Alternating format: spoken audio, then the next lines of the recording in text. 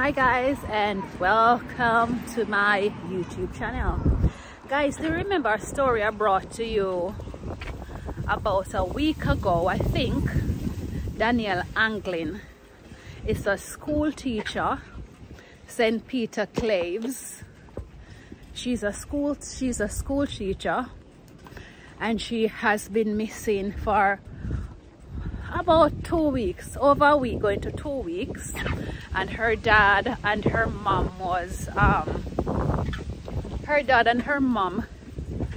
it was on the telly, so I got an update about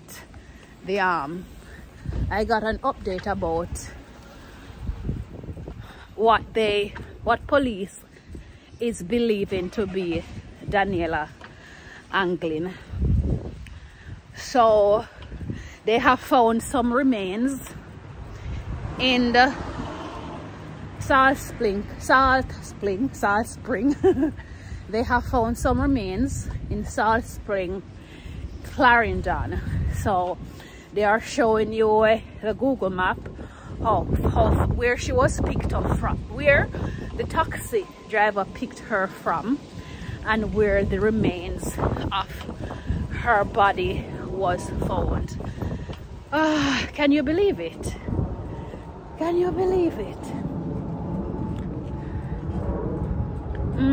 I am lost for words, guys.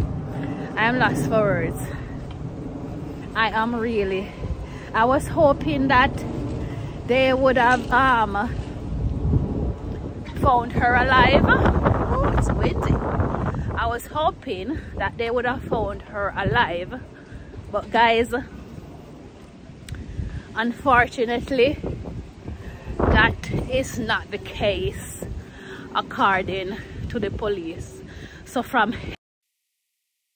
in terms of the timeline of the investigation, there is a window of opportunity that we know closes very quickly. Based off of the information that you've been able to get, how soon after her disappearance? Hillshire, where she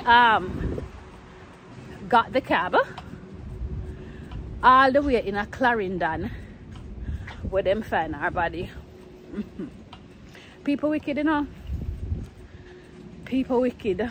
Imagine a school teacher, somebody as a school teacher who is here to help the nation, and you take out somebody like that.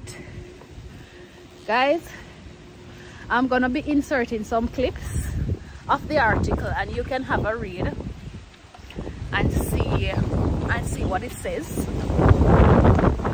You can have a read and see what some of the commenters are also saying. Okay, so I will see you in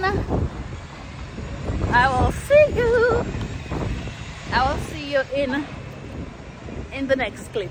Peace. Deputy Commissioner of Police Fitzbailey says the suspect believed to be responsible for the kidnapping and subsequent of St. Catherine teacher Danielle Anglin was arrested back in 2015 on SA charges. I want to point out that this specific suspect was arrested and charged sometime in about 2015 for SA offences. He was also convicted in Antigua for SA offences and deported to Jamaica, Bailey said, noting that the suspect has already given a statement. Oh, my God. Imagine that. How many times has he been charged for the same thing? The article further goes on to state, noting that the suspect has already given a statement professing his involvement in the crime. Anglin, who worked at St. Peter Clave Primary and Infant School in St. Andrew and lived in the Hillshire area of Portmore, St. Catherine, was last seen at about 5:50 a.m. on Monday, May the 13th, while on her way to work. Skeletal remains believed to be those of the missing teacher were found in Salt River, Clarendon on Monday. Police say Their investigation so far indicates that the suspect is employed through a rideshare service and was believed to have picked up the deceased on the day of her disappearance. According to Bailey, detectives were able to identify the specific route traveled by the suspect through the help of Jamaica Eye and believe Anglin was taken to the area where her remains were discovered and killed. Lamenting that the police do not have any local-based association or organization through which to establish a line of communication with rideshare companies. So them just operate so. Bailey said he will be working to ensure there is more structure in dealing with these organizations. Bailey said the lack of communication between the police and rideshare companies poses a serious challenge to our investigative efforts. Bailey said he is convinced the suspect in custody is the correct person responsible for Anglin's taking out, unaliving, I should say. Bailey said he is convinced the suspect in custody is the correct person responsible for Anglin's death and expect charges to be laid momentarily. He shared that the motor vehicle driven by the suspect on the day in question was processed by the police and investigators are now awaiting results from the lab. So can you imagine, guys? So these rideshare that we have in Jamaica, they are not monitored. The police should something should be done that how are these people vetted? Boy, there are so many questions to be. I don't know if Jamaica is quite ready for this rideshare thing. I don't know if we have the technology that needs to be there to keep the society safe. I'm not too sure about that. Tell me what you guys think about this. In the comment section, I'll be uploading some of the comments from the commenters on this situation in regards to Danielle Anglin. May her soul rest in peace. My prayers are, goes out to the family members, her mom and her dad, and her extended family. It's such a very, very sad situation, guys. Anyway, guys.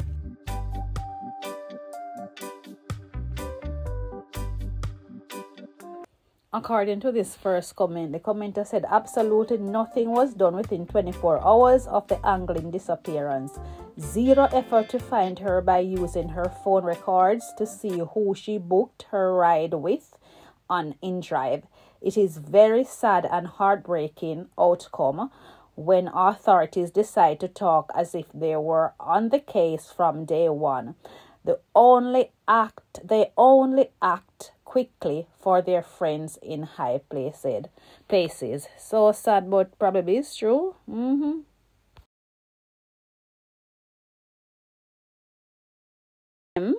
The PM's office, 15,000 now, about 80 pound, or 70 pound a week. What the way how things sky high at Jamaica, I don't know what 15,000 per week can do. Honestly, I don't know. I mean, it's an increase, but what can it do? 15,000? Wow. All I know is that Jamaican people, them skill, because with the little resources that we have and the way how the country is expensive, I just don't know how we do it, but we do it. Some way, somehow, we do it. According to this commenter is saying, how can anyone live off 15,000 a month? And a month a week.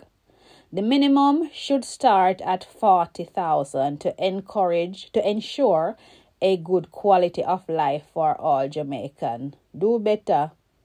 This person says good. This other comment says, Me notice that everybody have a problem with the increase. As far as me see, the government can't please everybody. All who have issues with the increase just stop working and go sit down a roadside and beg. So you not fi pay no tax and you not fi worry so you a go get lay off or fired.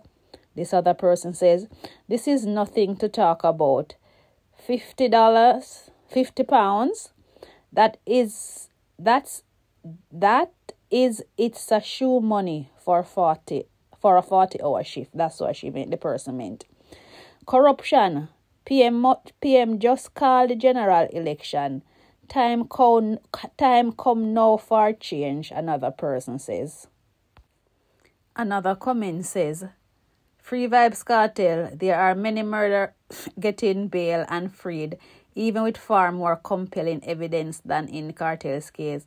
So that have to do with minimum wage. I the wrong thing you comment on the answer. Another commenter says, in my opinion, raising the minimum wage is just another way that the government taxes people. They are the only entity that benefits because both the employee and the employer has to fork over more dollars to the government. The government should refrain from such decision and allow the free market to decide.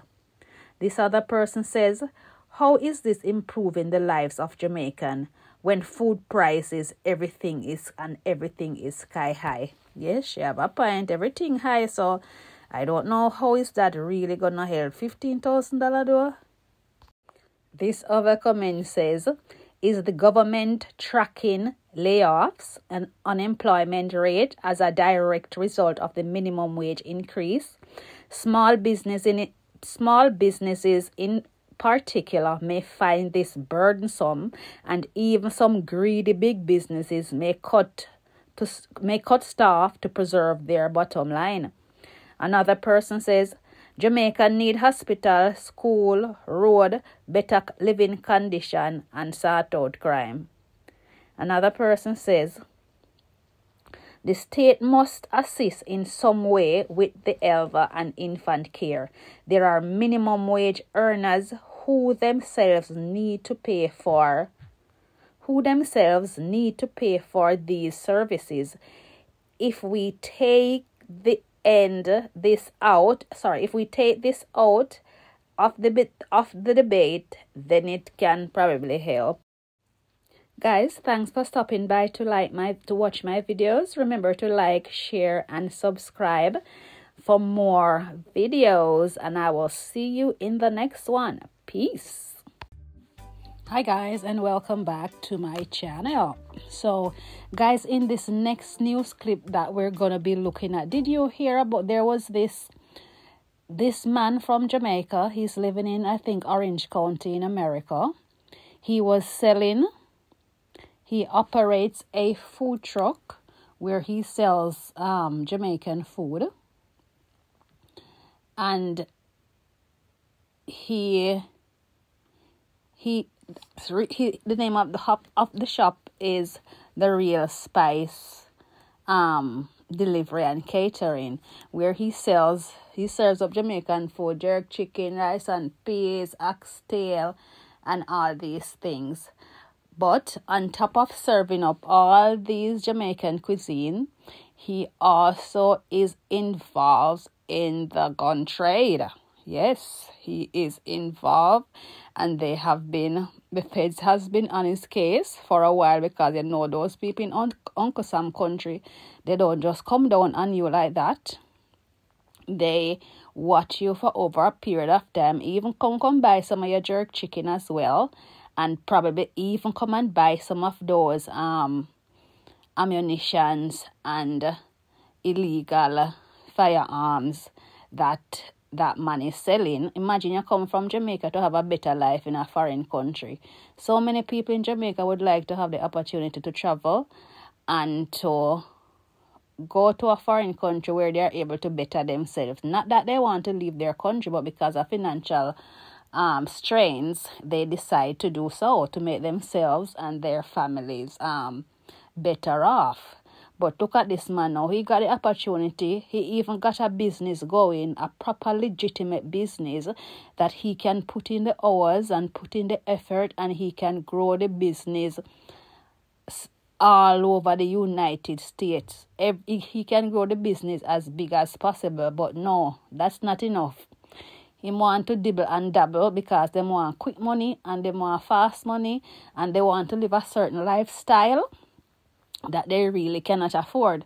So see what happened to him now? He has been busted for selling over $3 million US dollars a week or a month from his food truck in Orange County. Hey, the article in the Gleaner says the people in Maxfield are shocked at what he has decided to do after going for a better life in the United States. That's what now they're seeing his face plastered all over the television because he has decided to go into crime. Yeah, them ever saying, I say, want it, can't get it, and get it, I want it. Because look at this man now. He have a proper business going, A proper business. What the business name? Real Spice. Let me see if I can get a Real Spice. And he decides that is not enough. You know how much people want to start a business and is not able to start it, and you get the opportunity to start a business. And this is what you decide to do. And guys, from my understanding, what I'm hearing on the internet, what I'm reading based on my research is that the food shop was close to a precinct. Like the food shop was close to a police station. It wasn't far from a police station. And him bright enough for the right under the people them nose. And I carry on with him double life. And the audacity of this man, so him just never expects that him go get caught. Him never thinks wonder one day if they're gonna just come and give, like just a random search. Because I know that they do that in the UK. I don't know about the US, but no man. Can you imagine, people? This is so unreal. This is really unreal. I'm going to insert some of the comments of what some of the people has to say about this incident. And guys, you also let me know what you think about this. But this is just pure greed. A pure greediness. Because he never have to do that. He did not have to do that because he was him have a business going. Hey, let me know what you're thinking in the comment, guys. Remember to like, share, and subscribe as we keep watching the video. Thanks for watching. So, guys, I will be reading some of the comment that some of you guys are saying. You can all, I'm not going to be reading all the comments, so you can slow the video down and read if you so wish to do. So, remember to like, share, and subscribe, and here we go. The first commenter says, they need to find out which Jamaican politician he is connected with. Another person says, the diaspora has been the source of gun and violence in Jamaica on one hand, and the other calling for the end to gun violence. Another person said, surprise, surprise, this is so common, or is the surprise that he was caught? Another person says, Jamaican culture is influenced by the US culture, television, tourism, overseas work program, cultural exchange, migration, our gun culture in what's this? I can't see what this person have written, but guys, you can slow it down and read it if you wish. Another comment says, shocked, huh? Shake my head. Well, no, all along, probably the financier to their gangs. Him don't leave we out. Mark this statement. Well, officers, in your investigation, them damn well know things. Enough guns them get. Surprise. clown emoji, laughing emoji, and kaya kakaka. Shocked my ass, another person says. Another comment says, then we wonder why Jamaicans get profile everywhere we go. Someone else says, some people never change. This is how the guns coming in Jamaica. I'm sure they are surprised. Boy, some people think, well, they knew what's going on all along, but I don't know why this guy have to go and get himself involved into all this kind of shenanigans. And now look what he has landed himself in. And instead of coming for a better life, look what he has caused to happen to himself. Well, spreading bed rough, that's how the saying go. You spread your bed rough, so you have to lie down in it rough. Anyway, guys, thanks for tuning into my channel. Remember to like, share, and subscribe for more videos. Thanks for watching. Peace.